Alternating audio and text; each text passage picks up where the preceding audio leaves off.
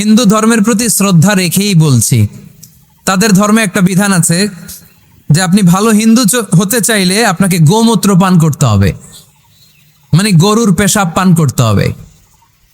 এবং অবাক করা কাণ্ড, তারা ইন্ডিয়া থেকে এটাকে রপ্তানি করে ইউরোপ আমেরিকাতেও পাঠায়। কারণ ইউরোপ আমেরিকার যে হিন্দুরা আছে সেখানকার সুপার স্টোর থেকে, শপিং মল থেকে ওইটা কিনে কিনে পান করে। আপনারা যদি বলে এই যে 1 বোতল নিয়ে আসছি গরুর পেশাব, এটা খাইলে তোর 1 কোটি টাকা দিম, খাইবেন? আমি কমু তুই নিয়ে আইসস, তুই খা, ঠিক কিনা? কারণ আমাদের রুচিতে এটা ধরে না, ইসলাম এটা আমাদেরকে শিখায় নাই।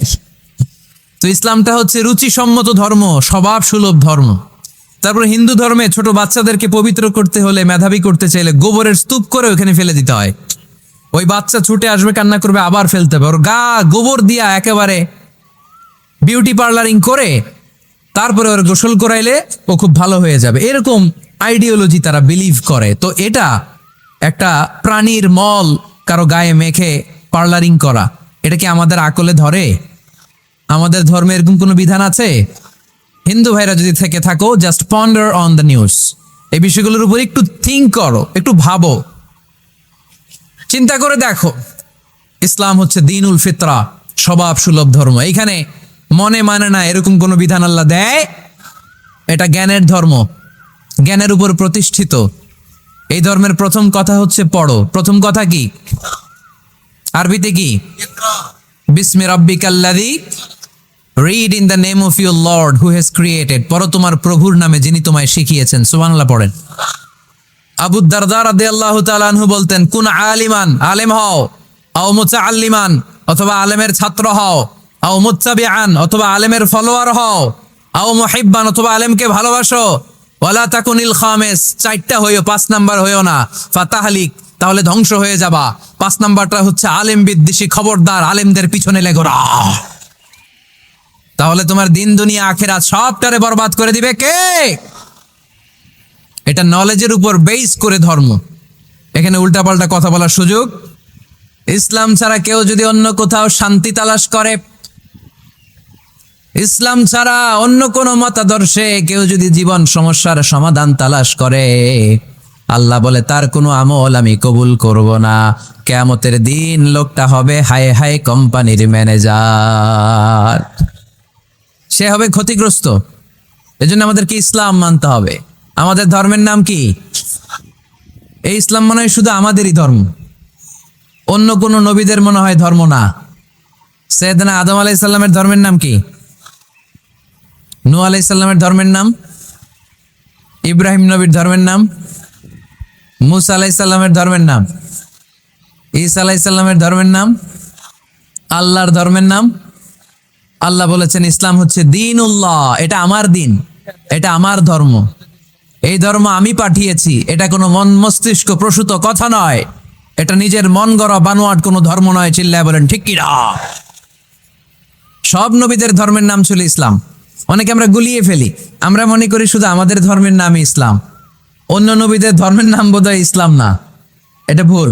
আজকে আকীদা খালেস করে নেন, কনসেপশন এন্ড আইডিয়া ক্লিয়ার করে নেন।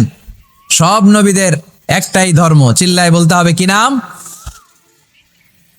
তার প্রমাণ, তার দলিল কি? তার দলিল হচ্ছে আল্লাহর কোরআন। আল্লাহর কোরআন আমাদেরকে জানিয়েছে সব নবীকে আল্লাহ তাআলা একটা ধর্মই দিয়েছেন। আল্লাহ বলছেন, মা কানা ইব্রাহিমু ইয়াহুদিয়ান ওয়ালা নাসরানিয়ান ওয়ালাকিন কানা হানিফাম মুসলিমা। আমার খালিল ইব্রাহিম ইহুদি ছিল না, আমার নবী ইব্রাহিম নাসারা ছিল না, আমার খালিল ইব্রাহিম অন্য কোনো ধর্মের ছিল না। সাইয়েদানা ইব্রাহিম ছিলেন কানা হানিফাম মুসলিমা, একনিষ্ঠ মুসলমান। কোন সুবহানাল্লাহ। সাইয়েদানা ইব্রাহিম আলাইহিস সালাম ছিলেন একনিষ্ঠ মুসলমান, কানা হানিফাম মুসলিমা। এই আয়াত প্রমাণ করে যে সাইয়েদানা ইব্রাহিম আলাইহিস সালামের ধর্মের নামও কি ছিল? আওয়াজ করে বলতে হবে, কি ছিল? পেয়ে গেছি আমরা। এরপরে সাইয়েদানা ইউসুফ আলাইহিস সালাম দোয়া করেছেন, আল্লাহর মহাগ্রন্থ কোরআন সাক্ষী, তাওয়াফানি মুসলিমা ওয়া আলহিকনি বিসসালিহিন। ও আল্লাহ, আমাকে তুমি মুসলমান হিসেবে মৃত্যু দান করো, নেককার বান্দাদের সাথে আল্লাহ তুমি আমারে শামিল করে দাও। এই আয়াত থেকে প্রমাণিত হয় সাইয়েদনা ইউসুফ আলাইহিস সালাম মুসলমান ছিলেন। জোরে কোন ঠিক কিনা? সাইয়েদনা ইউসুফ নবী যদি মুসলমান না থাকতেন, উনি কি দোয়া করতেন তাওয়াফানি মুসলিমান, আল্লাহ তুমি আমারে মুসলিম করে মারো? দোয়া করতেন? করতেন না। সাইয়েদনা সুলাইমান আলাইহিস সালাম বালকিসকে চিঠি লিখেছে, ইন্নাহু মিন সুলাইমান ওয়া ইন্নাহু বিসমিল্লাহির রহমানির রহিম। বালকিস, এটা সুলাইমান নবীর পক্ষ থেকে চিঠি। আল্লাহ তাআলু আলাইয়া ওয়া আতুনি মুসলিমিন। ও বালকিস, বাড়াবাড়ি করো না। ও বালকিস, খবরদারি দেখিও না, বড়ত্ব দেখিও না। মুসলিমিন, তুমি আমার কাছে মুসলমান হয়ে চলে এসো। সাইয়েদনা সুলাইমান আলাইহিস সালাম মুসলমান হয়ে চলে আসার দাওয়াত দিলেন। এই আয়াত প্রমাণ করে সাইয়েদনা সুলাইমান আলাইহিস সালামের ধর্মের নাম ছিল ইসলাম, ঠিক কি না? আবার সাইয়েদনা ঈসা আলাইহিস সালামের সঙ্গীদের নাম হচ্ছে আল হাওয়ারি। হাওয়ারিরা বলেছিল, সাক্ষী থেকে যাও বিআন্না মুসলিমুন, আমরাও মুসলমান। ঈসা আলাইহিস সালামের অনুসারীরা যদি বলে আমরাও মুসলমান, এটা প্রমাণ করে সাইয়েদনা ঈসা আলাইহিস সালামের ধর্মের নামও ছিল ইসলাম। জোরে বলেন ঠিক কিনা? ইসলাম ছিল তার ধর্মের নাম। সব নবীদের একটাই ধর্ম, ধর্মটার নাম সব জায়গায় মানতে রাজি আছেন? তবে ইসলাম ধর্মকে আল্লাহ তাআলা কোন নবীর কালেই, কোন নবীর সময়েই পূর্ণাঙ্গতা দান করে নাই। এই ইসলাম ধর্মের পূর্ণাঙ্গতা আল্লাহ তাআলা দান করেছে আমার পেয়ারা নবী, বিশ্ব নবী মুহাম্মদ রাসূলুল্লাহ সাল্লাল্লাহু আলাইহি ওয়াসাল্লামের সময়কালে। বারটা ছিল জুমাবার। কি বার? আরাফার ময়দান। বিশ্বনবী ওটের পিঠে বসে আছেন। ইন দ্য মিন টাইম আল্লাহ তাআলা একটা আয়াত নাজিল করে ইসলামকে কমপ্লিট এন্ড ইনট্যাক্ট বানিয়ে দিলেন। সুবহানাল্লাহ কইতে পারলেন না? اليوم أكملت لكم دينكم وأتممت عليكم نعمتي ورضيت لكم الإسلام دينا। সেদিন আল্লাহ ঐতিহাসিক আয়াত নাজিল করে দিলেন, আল-ইয়াউমা আকমালতু লাকুম দীনাকুম, আজকে আমি তোমাদের দিনকে, ইসলাম ধর্মকে পূর্ণাঙ্গতা দান করলাম। ওয়া আতমামতু আলাইকুম নি'মাতি, আমার নিয়ামতকে পরিপূর্ণ করে দিলাম। ওয়া রাদিতু লাকুমুল ইসলাম দীনা, আমি আল্লাহ তোমাদের জন্য ইসলাম ধর্মকে মনোনীত করে খুশি হয়ে গেলাম। আল্লাহ তাআলা ইসলামকে আমাদের ধর্ম বানিয়ে খুশি। এখন প্রশ্ন হচ্ছে, আমরা খুশি কিনা? আওয়াজ কমে গেছে এবার। ইসলামকে আমাদের ধর্ম মনোনীত করে, ইসলামকে আমাদের জীবন বিধান মনোনীত করে খুশি কে? আল্লাহ। এখন আমরা খুশি কিনা? This is the question now.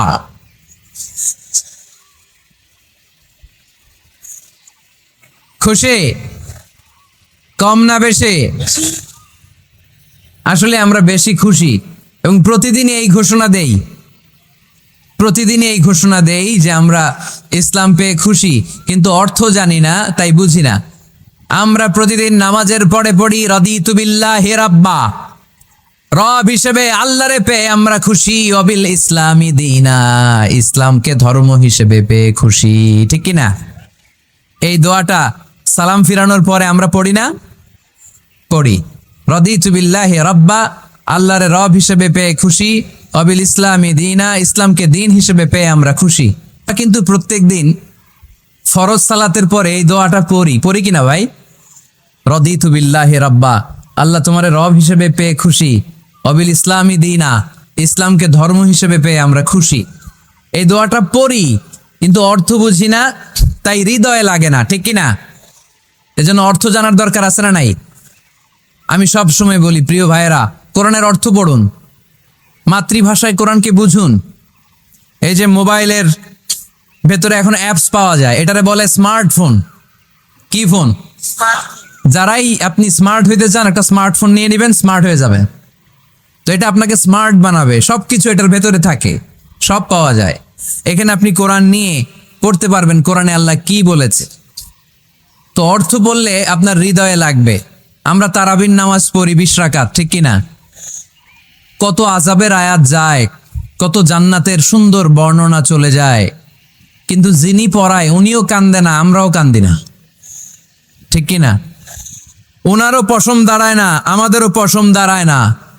But আরব বিশ্বে when they recite they got their goosebumps, তারা যখন কোরআন তেলাওয়াত করে ওদের গায়ের পশমগুলো দাঁড়িয়ে যায়। শেখ আব্দুর রহমান সুদাইস যখন তেলাওয়াত করে পিছনে মুসল্লিরা কাঁদে।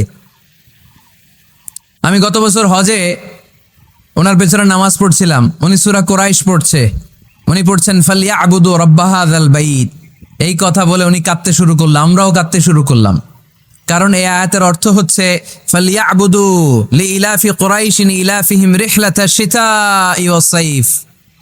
ও কুরাইশি ব্যবসায়ীরা, শীত গ্রীষ্মে তোমরা ব্যবসা করো, কিন্তু ফালিয়াবুদু রাব্বা হাযাল বাইত, এই ঘরের রবের ইবাদত করো। ওই ঘরটা কিন্তু সামনে। শাইখ আব্দুর রহমান সুদাই যখন ইমামতি করতেছে তখন ওই আল্লাহর ঘরটা সামনে আছে না নাই? আপনারা টিভিতে দেখেন নাই? কাবা ঘরের সামনেই কিন্তু নামাজটা পড়ে। তো ওই আয়াতের অর্থ ছিল এই ঘরের রবের ইবাদত করবা, তাহলে রিজিকের ব্যবস্থা করবে কে? আল্লাহ। তো ওই ঘরের সামনে দাঁড়িয়ে উনি ইমাম, চোখের পানি উনি ধরে রাখতে পারে? ধরে রাখা সম্ভব না। এর কারণ অর্থ বুঝি। আমরা আজীবন পড়ি সুবহান রাব্বিয়াল আ'লা, এর অর্থটা যে কি কেউ জানি না, ঠিক কিনা? তো চোখ দিয়ে পানি নামবে কেমনে? চাইনিজ ভাষা আমাদের কাছে যেরকম, কোরআনের তেলাওয়াত আমাদের কাছে অনেকটা এরকমই। চাইনিজ ভাষার অর্থ জানি না, কোরআনের আয়াতের অর্থ জানি, কিন্তু এই কথা বললে কি আল্লাহ আমাদেরকে ছাড়বে? No excuse will be granted that day. সেদিন আল্লাহ কোনো এক্সকিউজ গ্রহণ করবে না। অনেক হিন্দু মুসলমান হয়, এরপরে তারা কোরআন বুঝে, আল্লাহ বলবে হিন্দু হয়ে পারলো, তুই পারলি না কেন? জোরে বলেন ঠিক কিনা? এজন্য অর্থ বোঝার চেষ্টা করতে হবে। তাহলে আলোচনার যেই জায়গায় আমরা এসেছিলাম, আমার কথা বলছিলাম, আল্লাহ বলেছেন ইসলামকে তোমাদের ধর্ম মনোনীত করে আমি আল্লাহ খুশি। আমরাও বলে দিলাম আল্লাহ তুমি যদি ইসলাম দিয়ে খুশি, আমরাও ইসলাম পেয়ে খুশি। জোরে কোন ঠিক কিনা? আমরা সব জায়গায় ইসলাম মানতে চাই, যতক্ষণ দেহে প্রাণ আছে ততক্ষণ পর্যন্ত ইসলামকে মানতে চাই, সব জায়গায় মানতে চাই, ইসলামকে আমাদের জীবনের আদর্শ বানাতে চাই, ঠিক কিনা? সাইয়েদনা ওমর ফারুক বলতেন নাহনু কওমুন আ'আজ্জানাল্লাহু বিল ইসলাম, আমরা তো এমন জাতি যেই জাতিকে আল্লাহ তাআলা ইসলাম দিয়ে সম্মানিত করেছে। ফাইন ইবতাগাইনাল ইজ্জাতা বিগাইরিহি আযাল্লানাল্লাহ, ইসলাম রেখে দিয়ে কেউ যদি অন্য কোথাও সম্মান তালাশ করে তাকে অপদস্থ করে ছাড়বে কে? এজন্য আমাদের সম্মান কোথায়? আমরা মুসলমান, এটা বলতে কি আপনাদের লজ্জা লাগে? পৃথিবীর যেই কোনো দেশে যাই, হিন্দুদের রাজ্যে যাই, বৌদ্ধদের রাজ্যে যাই, যেই কোনো ইমিগ্রেশনে দাঁড়াই না কেন, চিৎকার করে বলবো আমি মুসলমান। জোরে কোন ঠিক কিনা? We are proud of Islam.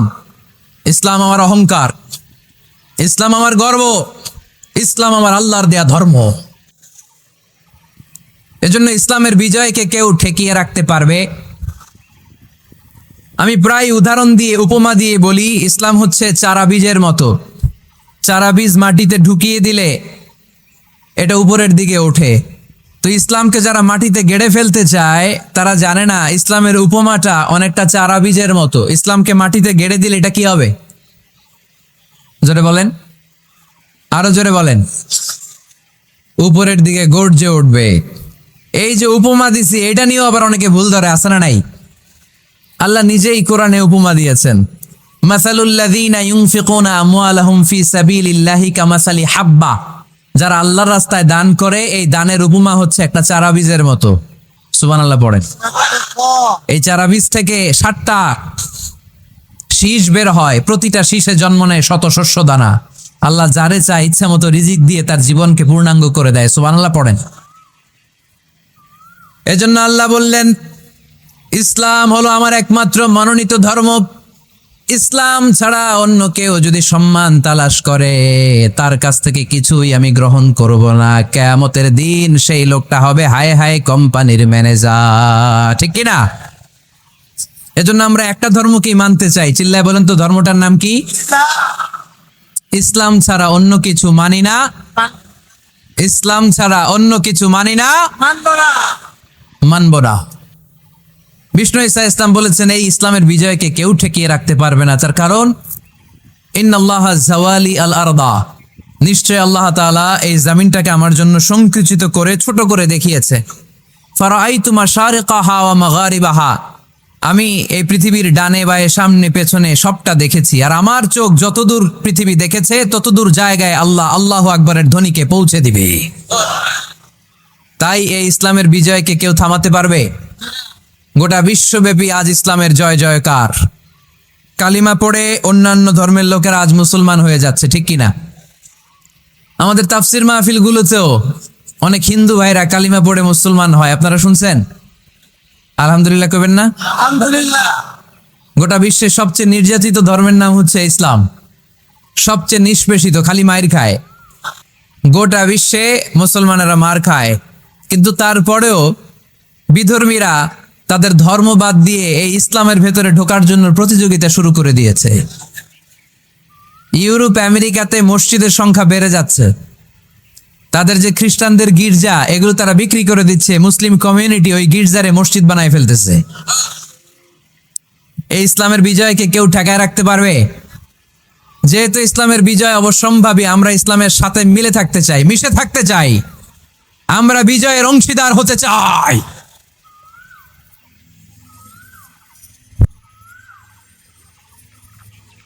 Rose TV 24. Enjoy by listening to the Holy Quran.